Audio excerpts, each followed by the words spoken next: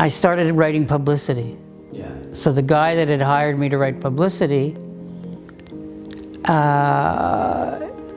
one of his clients, who was my client, came to me and said, "Why don't you come and work for me?"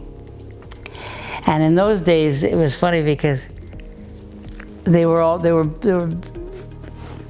men of a certain generation who had their own business, and they were all looking for their dauphin, right? Who'd take over the business?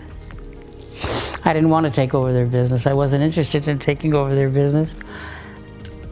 But I ended up working for one of my clients, and bit by bit, I got a percentage of the company. And I started producing from almost day one inside that company. And it was a good way to learn, first and foremost. He was a very highly respected producer named Roch Demers, who was a very highly respected producer in Canada, specializing in kids' movies.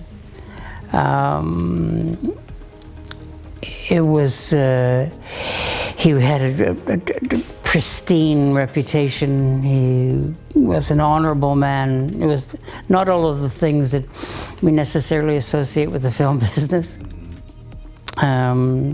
So it was a good place for me to be. I had skills he needed. He wanted to penetrate the Anglophone market.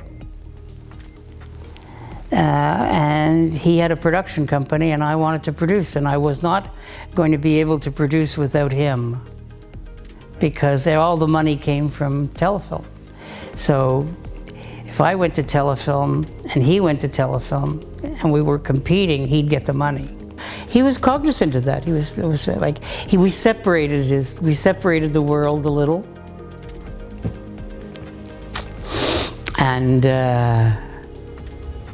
he continued to produce, and I continued to produce, but I produced different things.